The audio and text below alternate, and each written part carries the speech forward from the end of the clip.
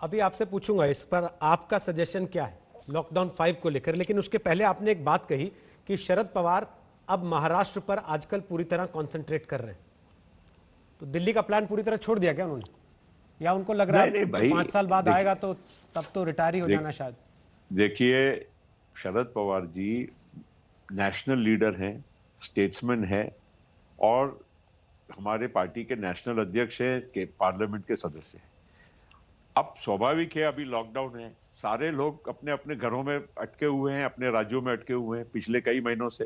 केंद्रीय मंत्री हो या राज्य का कोई बड़ा नेता हो, आप सभी अपने अपने घरों में हैं। आप भी हमारा इंटरव्यू क्यों ले रहे हैं? अदरवाइज आप भी हमको आज तक के स्टूडियो में बॉम्बे में बुला सकते थे। मगर सभी को ये मजबूरी है। अभी जहां पर हम बैठे हैं उसका, हम जहां पर भी हम अच्छा काम कर सकते हैं उसके लिए सभी का प्रयास है। शरद पवार जी का भी वही प्रयास है।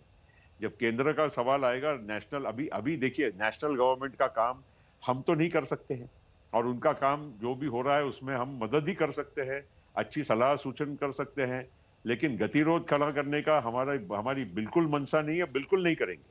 चाहे दूसरी पार्टियां या दूसरे नेता कुछ भी करे, मैं आपको आज लिख के देता हूं, शरद पवार जी हो, मेरे जैसे व्यक्ति हो, हम लोग कभी भी ऐसे समय पर पॉलिटिक्स तो छोड़ दीजिए, लेकिन हमारी भूमिका यही रहेगी कि हमसे क्या हो सकता है, हम किस तरह से इसमें मदद कर सकते हैं, यही भूमिका लेके हम आगे बढ़ने वाले हैं। लेकिन यूपीए और को इसलिए नेशनल पॉलिटिक्स जब आएगा वक्त करेंगे बिल्कुल। अभी ये कोरोना खत्म होने दीजिए, पार्लियामेंट का सेशन शुरू होने दीजिए, और भी कोई ऐसी बाद में जो परिस्थितियां आएगी, राजनीति राजनीति की जगह है और बिल्कुल होगी।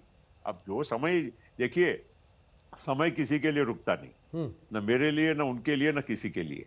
इसलिए उम्र और बाकी चीजों की तो ये तो देखो, ये तो वक्त का तकाजा है। जो जिसका जैसा होगा, कोई हर आदमी इस देश का प्रधानमंत्री बनी जाए ऐसा भी जरूरी नहीं है, हर आदमी हर कुछ पाले ऐसी बात नहीं है। लेकिन जब तक हमको जो सामर्थ्य है हमारा, उसका सही उपयोग तो करें।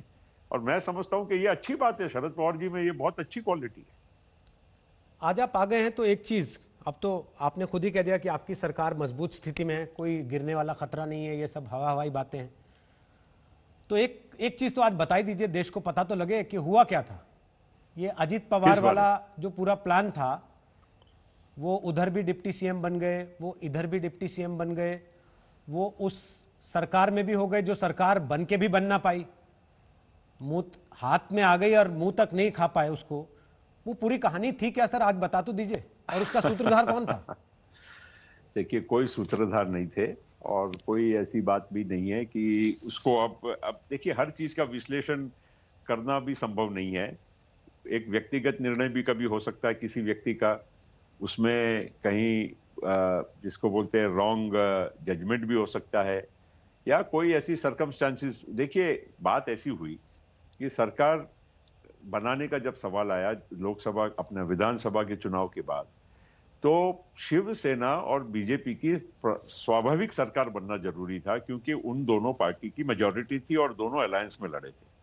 हम और कांग्रेस अलायंस में लड़े थे, इसलिए हम लोगों को नंबर नहीं थे, हमको ऑपोजिशन में बैठने का भी हमारा नेचुरल एक रास्ता था।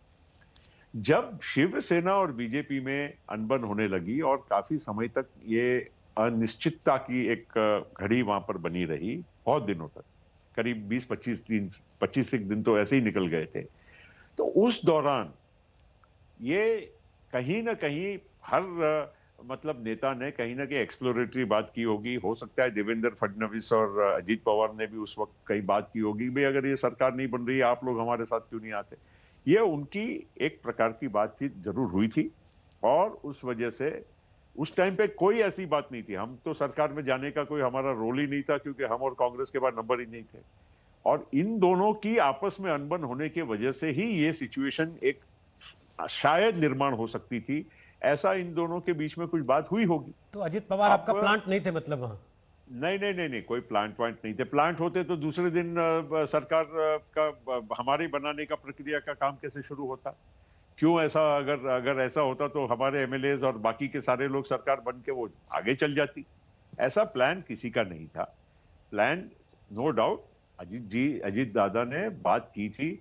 अगर एक अन्यथा सिचुएशन बनेगी, अब वो थोड़ी बहुत देखो, कहीं कुछ बातें पर्दे के पीछे भी इसलिए रहने दो, इसलिए नहीं कि कोई उसमें कोई छुपाने की बात है, लेकिन अब जो हो चुका है, बीत चुकी है, और ऐसी कोई बात नहीं थी। उन्होंने भी बाद में कहा, कई बार कहा कि भाई मेरे मन में ऐसी कोई मंशा नहीं थी कि शरद जी को या एनसीपी को कोई नुकसान पहुंचाऊं। लेकिन उस वक्त उनको ऐसा लगा, उनके जजमेंट से, कि शायद कांग्रेस, एनसीपी और बीजेपी की मिलकर सरकार बन जाएगी, क्योंकि अदरवाइज अनिश्चितता का वातावरण पूरे महाराष्ट्र में बना हुआ था और लोग, बहुत सारे एमएलए भी अस्वस्थ थे।